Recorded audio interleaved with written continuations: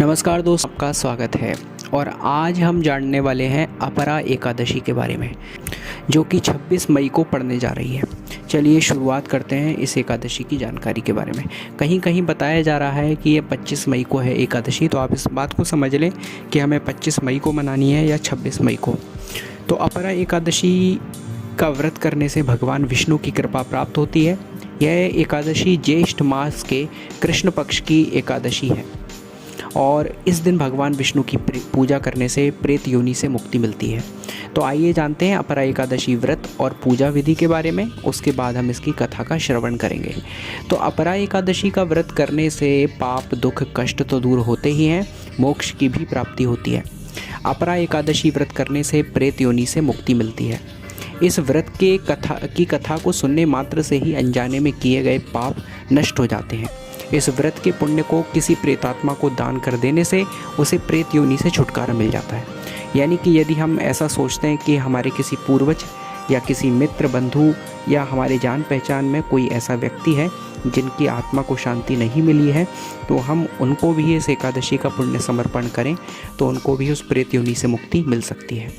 इस व्रत के कथा को सुनने मात्र से अनजाने में किए गए पाप भी नष्ट हो जाते हैं और जिस व्यक्ति के लिए इसका पुण्य समर्पित किया जाता है वह स्वर्ग में स्थान प्राप्त कर लेता है। तो चलिए इस एकादशी के बारे में जानते हैं। हिंदू कैलेंडर के अनुसार अपरा एकादशी व्रत के लिए ज्येष्ठ कृष्ण एकादशी तिथि का जो प्रारंभ है वो 25 मई को सुबह 10:32 से होगा और यह तिथि 26 मई को सुबह 10:54 तक रहेगी। कहने का तात्पर्य है कि सूर्योदय के साथ यह एकादशी तिथि शुरू नहीं हो रही है, बल्कि अगले दिन यानी 26 तारीख को सूर्योदय के साथ यह एकादशी टच होगी, एकादशी का संस्पर्श होगा। तो दशमी विद्या एकादशी शुद्ध नहीं मानी गई है, बल्कि द्वादशी विद्या एकादशी करने योग्य मानी गई है। तो 26 मई को एकादशी मानी जाएगी। जिस दिन सूर्य से एकादशी टच होती है, सूर्य का स्पर्श होता है, सूर्योदय लगता है, वो सही माना जाता है। तो 25 मई को तो सुबह 10:32 पर यानी 10:30 बजे शुरू होगी, इसीलिए उस एकादशी को हमें नहीं मानना है। 26 मई को जो है वो सुबह सूर्योदय के साथ लगेगी और 10:54 तक रहेगी, तो 26 मई को ही माना जाएगा।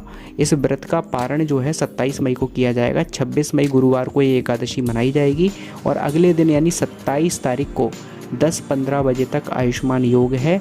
तो आप 5:25 से 8:10 के बीच इसका पारण कर सकते हैं 27 मई को। चलिए इस एकादशी की कथा को भी हम जान लेते हैं।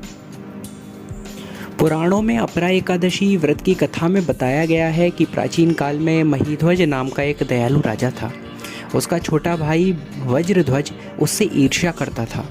एक दिन उसने अपने बड़े भाई की हत्या कर दी और उसके शव को एक पीपल के पेड़ के नीचे दफना दिया। इस अकाल मृत्यु के कारण महीध्वज प्रेत बन गया और आसपास के लोगों को परेशान करने लगा। एक दिन धौम्य ऋषि वहाँ से जा रहे थे, तभी उन्होंने उस प्रेत को देखा। क्योंकि जो महान पुरुष होते हैं, जो ऋषि मुनि होते हैं और जो साधु संत होते हैं, उनको ऐसे प्रेतों के दर्शन हो जाते हैं, क्योंकि प्रेत उन्हें अपने कल्याण की इच्छा बताते हैं, क्योंकि अन्य व्यक्तियों के द्वारा उनका कल्याण नहीं हो सकता। तो वो प्रेत ने उनको दर्शन दिए और अपने ज्ञान चक्षु से उस प्रेतात्मा के जीवन से जुड़ी जानकारियां धौम्य ऋषि ने प्राप्त कर ली। प्रेत की परेशानियों को दूर करने के लिए उसे परलोक की विद्या दी। इसके बाद राजा महीध्वज को प्रेत योनि से मुक्ति के लिए धौम्य ऋषि ने स्वयं अपरा एकादशी का व्रत रखा। उस व्रत से जो भी पुण्य ऋषि धौम्य को प्राप्त हुआ, उन्होंने वह सारा पुण्य राजा महीध्वज को दे दिया। पुण्य के प्रताप से राजा महीध्वज को प्रेत योनि से मुक्ति मिल गई। इसके लिए राजा ने धौम्य ऋषि को सप्रेम धन्यवाद दिया और भगवान विष्णु के परम धाम वैकुंठ लोक को चले गए। तो इस कहानी से, इस कथा से हमें यह शिक्षा मिलती है कि अपरा एकादशी का व्रत पालन करने के बाद यदि कोई चाहे तो इस पुण्य को ऐसे मृत व्यक्ति को समर्पित कर सकता है जिसके उद्धार के लिए हमें प्रार्थना करनी है या हमें आशंका है कि इसका कल्याण हुआ है या नहीं। तो आप चाहें तो किसी का भी कल्याण इस एकादशी के माध्यम से कर सकते हैं। तो अपरा एकादशी का महत्व जान लें। अपरा एकादशी के महत्व के बारे में भगवान श्री कृष्ण ने स्वयं युधिष्ठिर को बताया है कि यह एकादशी बड़े बड़े पापों का नाश करने वाली मानी गई है। इस एकादशी का व्रत करने से ब्रह्म हत्या तक के पाप से मुक्ति मिलती है और विष्णु लोक की प्राप्ति होती है। यह एकादशी समस्त पापों का हरण करने वाली मानी गई है। इस दिन ज़रूरतमंद लोगों को दान देने की भी परंपरा मानी गई है। भगवान विष्णु और माँ लक्ष्मी की पूजा करने से सुख और समृद्धि की प्राप्ति होती है और हर तरह के पाप से मुक्ति मिलती है। यह है इस एकादशी का महत्व। इस दिन हम भगवान विष्णु की कृपा को प्राप्त कर सकते हैं इस व्रत का पालन करके और भगवान विष्णु के पवित्र नामों का जप करके, क्योंकि इस कलयुग में सबसे श्रेष्ठ जो भगवान का पूजन है वो है भगवान का नाम। भगवान का हरिनाम संकीर्तन ही सबसे बड़ी पूजा है। तो इस एकादशी में हम भगवान के नामों को जपें। हरे कृष्णा कृष्ण कृष्ण हरे हरे, हरे राम राम राम हरे हरे। देखिए इस एकादशी पर क्या योग बन रहे हैं। तो इस बार यह साल का तीसरा ऐसा संयोग है कि गुरुवार को एकादशी पड़ रही है। गुरुवार भगवान विष्णु का दिन माना गया है और एकादशी को भी भगवान विष्णु का दिन ही माना जाता है। तो दोनों गुरुवार यानी गुरुवार का दिन और एकादशी की तिथि दोनों के स्वामी भगवान विष्णु हैं। इसीलिए इस एकादशी पर उपासकों को विशेष कृपा की प्राप्ति हो सकती है। यदि किसी को भगवान विष्णु की विशेष कृपा चाहिए तो इस एकादशी का पालन ज़रूर करें। इसके पहले भी एकादशी जो है ये गुरुवार को ही पड़ी थी। तो इसके अलावा इस दिन सूर्योदय के साथ ही सर्वार्थ सिद्धि योग का भी प्रारंभ हो रहा है। यदि किसी के मन में कोई आकांक्षा है, कोई वांछा है, कोई इच्छा है तो सर्वार्थ सिद्धि योग में वह काम भी आरंभ कर सकता है और मन की इच्छा को भी भगवान विष्णु के सामने रख सकता है। इसके साथ ही सूर्य बुध से बुधादित्य योग बन रहा है, गुरु चंद्र मंगल से गजकेसरी योग और महालक्ष्मी योग का निर्माण हो रहा है। साथ ही आयुष्मान और मित्र नाम के शुभ योग भी इस दिन रहेंगे। तो आप देखिए कितने योग बन रहे हैं। एक तो गुरुवार और एकादशी भगवान विष्णु का योग है, दूसरा सर्वार्थ सिद्धि योग है, तीसरा बुधादित्य योग है, चौथा गजकेसरी योग है, पांचवा महालक्ष्मी योग है, छठवां आयुष्मान योग है और सातवां मित्र योग है। इस प्रकार के 7 योग इस एक तिथि को पड़ रहे हैं। माना जाता है कि इन सभी शुभ योग में की जाने वाली पूजा विशेष रूप से फलदायी होती है। तो आप इस व्रत का पालन अवश्य करें। इस व्रत को करने के लिए कुछ चीज़ें मैं आपको बता देता हूँ। कुछ बातों का विशेष ध्यान रखें और उस तरीके से पूजा करेंगे तो आपको इस एकादशी का विशिष्ट फल मिलेगा। तो क्या बताया है कि इस एकादशी के दिन 25 मई से ही दशमी तिथि से ही तामसिक वस्तुओं का सेवन ना करें। जैसे लहसुन है, प्याज है, मांस है, मदिरा है, इन सब का त्याग एक दिन पूर्व ही कर दें। 26 मई को प्रातःकाल स्नान के बाद अपरा एकादशी व्रत एवं भगवान विष्णु की पूजा करने का संकल्प लें। उसके बाद पूजा स्थान पर एक चौकी पर भगवान विष्णु की स्थापना करें। यदि आपके पास भगवान विष्णु की प्रतिमा नहीं है तो आप भगवान श्री कृष्ण की भी प्रतिमा को स्थापित कर सकते हैं।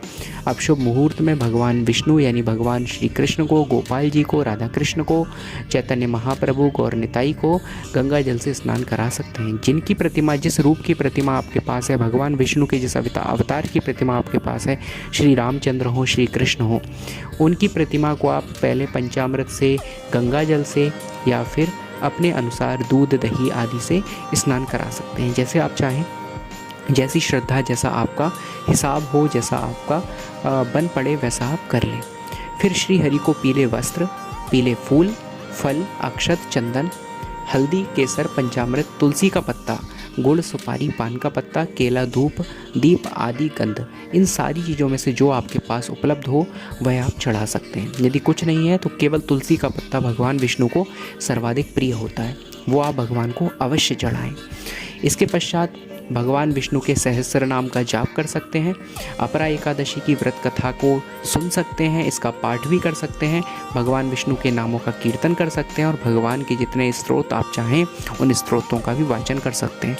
साथ ही साथ श्रीमद् भागवत महापुराण का कोई स्कंद, कोई अध्याय या कोई श्लोक भी पाठ कर सकते हैं अपने समय के अनुसार। इसके बाद आप भगवान विष्णु का चाहें तो चालीसा कर लें, भगवान विष्णु की आरती कर लें। जिस प्रकार से भी आप भगवान विष्णु का ध्यान, पूजन, स्मरण कर सकें वो अवश्य करें।